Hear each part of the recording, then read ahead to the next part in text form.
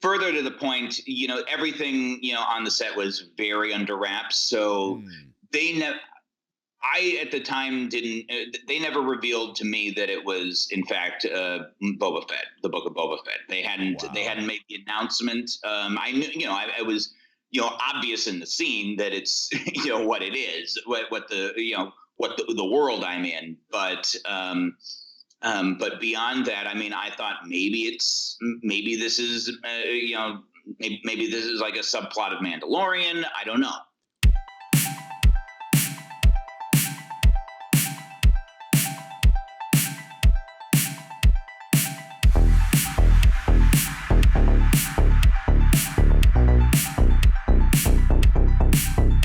Unfortunately, Mayor Moksha's schedule is a bit complicated.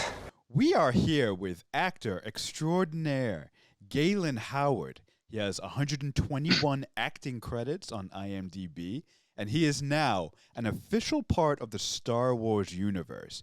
He plays the City Hall Clerk in chapters 2 and 3 of Book of Boba. Galen, welcome. Hey, man. Yeah, thanks so much for having me. Yeah, this is super exciting. So, first question has got to be, we're all a bunch of Star Wars nerds on this end, as you might be able to tell from our background. Right. Here. Yeah. So we got to ask, what was it like being on a Star Wars set? Well, I mean, there's a lot of different factors at play. One, it's in the middle of the pandemic, so nothing is. They say the new normal, and nothing is normal. So there's all the protocol that we're that's kind of taking primary focus. All of the all of the offset and onset testing, everything else, so that's a lot to navigate in the midst of everything. But I think on the flip side of that, this was filmed at the end of 2020, and so everyone was not only thrilled to be on a set of that caliber, but just to be on set, period, and to be working. And so there was I think a lot of excitement, a lot of obviously excitement to be on that particular set, and also we don't know how long this is going to last. There's all those unknown variants, so it was in that regard just really there's this kind of heightened energy in many factors, and then just specifically to that particular set, it was everyone was really happy to be there, and there was both a really intense attention to detail. You're dealing with people like Jon Favreau and Filoni and Robert Rodriguez, and it's so you have that intense attention to detail, but also you're working with like masters of that genre, and so there's a real ease to everything. Everything's also just like very chill, so it's that kind of interesting dichotomy. But it was incredible. Oh man, that's fantastic to hear. Like the idea of getting back to doing something you love, right, with a huge group of people, and that sounds great. I gotta ask, right? So, and to be having your first, for me and for a lot of people, their first return gig being Star Wars, no big deal. I love it. It sounds like the lottery, like winning the lottery a little bit. Right. Yeah. Who knew? Yeah, I gotta ask. You bring up Robert Rodriguez, Dave Filoni, Jon Favreau. Are they as nerdy in real life as they seem in the behind the scenes stuff that we've seen? Like they seem like real nerds, like talking about Star Wars. And did you get any of that from them in your interactions with them? I mean, it's all in context. I mean, definitely they are clearly immersed in the genre, but again, as I said, everything's they've been doing this for years. Everything is very chill, so it's all just kind of second nature. So it's So so obviously they live and breathe Star Wars, and they live and breathe this genre, and that's awesome. Whenever you're around people who have that kind of constant, obsession, and just, and that's the world they live in constantly, and that's awesome. And then furthermore, just but because of that, there's that kind of ease, and so like everything's just kind of like, oh sure, I think I remember one time they were like looking over costumes, looking over like costume details, like I think on my um on my wardrobe, and looking over like if the insignias were correct and all of that, and I think John Favreau at one point looked at it and said, yeah, that seems Star Warsy enough. Love it. So that's kind of, yeah, so it's like, again, there's an intense attention to detail, but also like, hey, who cares? It's not who cares, but it's like, hey, we know what we're doing. I think Yeah. at that point, they're all in a, they're, they've been given, the keys to the city at that point. So it's like, we can, they trust us to know what we're doing. And so, yeah, let's just have fun with it. Love Let's not stress about it. Right. Let's have some fun. That's awesome. Cause you hear about a lot of directors, having that intense, bringing that intense, like, high stress to a situation, and, blowing a gasket any time that, something doesn't go right. And that is just completely the opposite of this situation, and the energy that those guys bring to it. Yeah, that sounds awesome. Sounds like a dream scenario, like in Oh, terms of who's running the thing. Yeah. It's what you hope for. Yeah. Did you have a process for getting into character? Playing this quirky City Hall clerk. Yeah. Did you have a process? I mean, it's interesting. Yeah, I mean, there's a number of answers to that question. I mean, one is, when you're playing a smaller character like that, and there's you don't necessarily get a lot of opportunity for, you don't necessarily get a character arc or anything. Your role is to kind of just move the story forward in that one scene. Right. And so, so with that in mind, it's, you kind of figure out, okay, what's the purpose of my character, and how much can I go in that direction? And it's interesting in this case, because the part was kind of written and conceived as kind of playing into the tension of the scene, and kind of the nervousness of the scene. So the kind of the nervousness that they're setting by coming in with the whole entourage, with their captive, and all of that. And so at first they were playing it. They had me play it kind of nervous, kind of like, oh shit. But then we did a few rehearsals of it. We did some takes, and then the director, who's just an absolute gem. Her name was Steph Green, and I mean, she has an Oscar nomination, and she's just an incredible person. And she came over just very professionally, and was just said, hey, this isn't.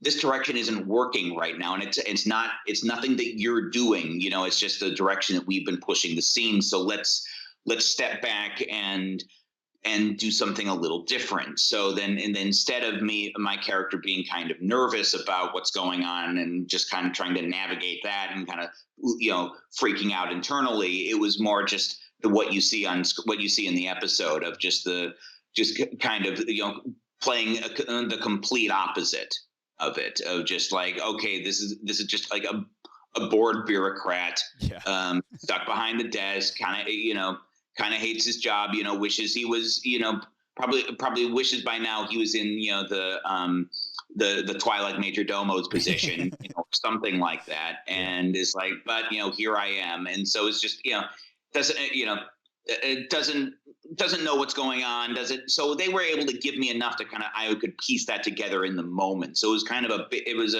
a fun challenge of kind of taking that and then just going in the opposite direction. Yeah. And and then being able to just play it just completely deadpan. So that kind of dictated my performance at that point. Yeah, that's interesting that you mentioned that, because I saw a couple of tweets that called out your character specifically, and people just saying, I relate so much to this guy. Like, this guy at work, you know, I'm not having a good time right now.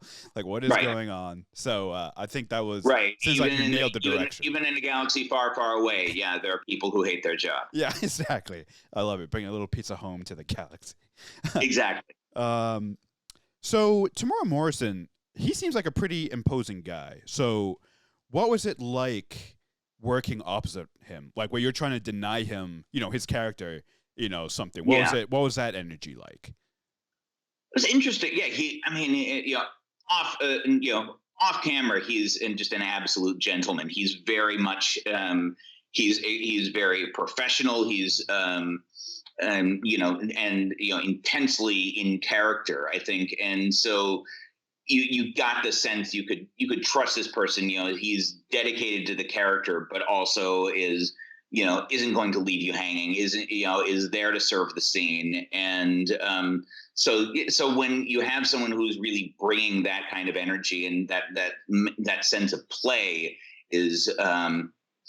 I mean, he's, you got the sense he's just also very excited to be there, very humble, very gracious, but also he has totally embodied the character of Boba Fett. So he would always kind of say things with the Boba Fett energy. It's like everything is just kind of, when he's saying something positive, it would be, he would turn to the guy playing the captive in the scene and just be like, I like your boots. Oh, man, that's great. And then in the we would do the scene we would do the scene together, and then at the end of it, he would turn to the two of us and go, "You make me laugh." I'm like, okay, but yeah, so but it was all very positive, and that's what I appreciated about it, and yeah, so he was great. Yeah, that's awesome. So you mentioned Steph Green, director of Chapter 2. Did she or a writer or anyone reveal a name for your character, for the City Hall Clerk? Okay, they just kept that in the dark, huh? No, and further to the point, everything on the set was very under wraps. So I at the time they never revealed to me that it was in fact Boba Fett, the Book of Boba Fett. They hadn't made the announcement. I knew, I was, obvious in the scene that it's, what it is, what the world I'm in. But beyond that, I mean, I thought maybe this is, maybe this is like a subplot of Mandalorian. I don't know, but they didn't give you that. Wow. Okay. So, that's intense. So you weren't even aware that it was Book of Boba until the day of shooting? Until I shot early December, and then they didn't reveal the they never meant the words book. The title of the show was never mentioned on set. That's crazy. Wow. So I only put it together when I saw in the trades like a week later that the show had officially been announced. Yeah, that's I guess that's what I did. Yeah, that makes sense, because Disney seems that they keep things under a tight lock and key. So tight. Yeah. I didn't realize it was that tight. They give you your sides on set, and then they tell you to discard or destroy them at the end of day. Yeah. Everything is when you're leaving the soundstage, and visible to anyone not directly involved in the project, they'll put kind of cloaks over your costume. Oh wow. Okay. Yeah. No one can see that. No one outside the project can see that a Star Wars project is being filmed there. Yeah. Okay. So that makes a lot of sense. I gotta ask. Obviously, I know you didn't, but if there was a little prop or something that you could have taken with you to, as a souvenir, what would you have picked? Yeah, I mean, there was very little hand props or anything like that. I mean, outside of my wardrobe. I mean, of course of course that's an that City Hall wardrobe that I was wearing, the little Civil War cap, everything. I mean, that's I mean, I would just frame that and put it on my wall. Yeah, totally, absolutely. Right.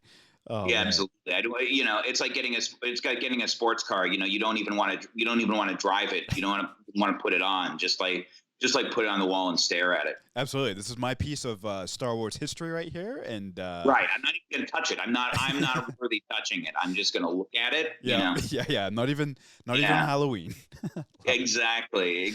But yeah, no, it was an incredible experience. The another thing that really tied it all together is worth mentioning is that I grew up a lot with Star Wars around the house, and my dad, in fact, worked in the model department on Return of the Jedi at Lucasfilm. Wow. So it's in your blood. It's literally in my blood. Yeah. Family affair. I love it. Yeah, exactly. So I gotta ask. So now that you're an official part of the Star Wars universe, where do you think your character, the City Hall Clerk, should show up next? Do you think maybe we can get some backstory in the Kenobi series? Do we think we can? Do you think we can put him in the Mandalorian? Like, I mean, yeah. Anytime you return to Mos Espa, every time I'm sure there'll be an excuse to see the mayor, Mach Shays, and so at that point, you're going to have to, in order to get to the mayor, you're going to have to go through City Hall. So yeah, I mean, I think there's many opportunities. A lot of my favorite idea, though, is a lot of people have been saying that there should be like a workplace office style comedy set in City Hall. Yes, and set kind of in the in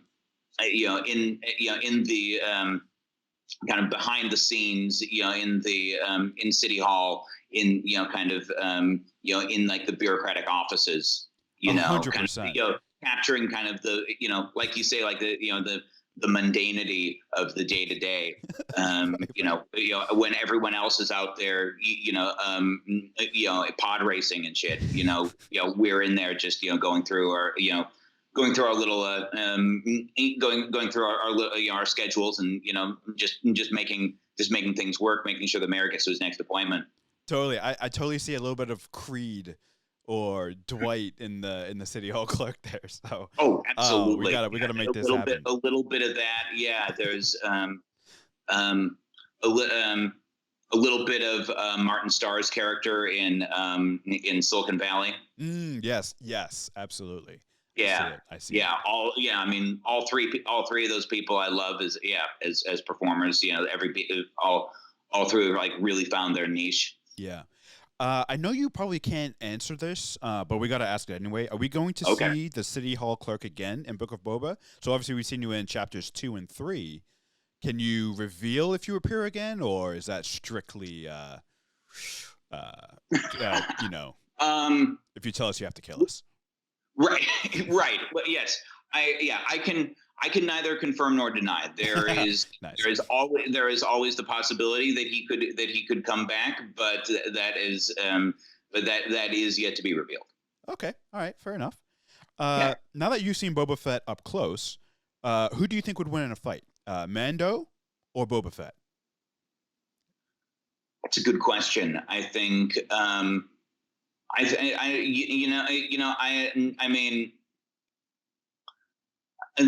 think I think Boba Fett has a particular brand of cunning, and he's able to wrangle more people around him.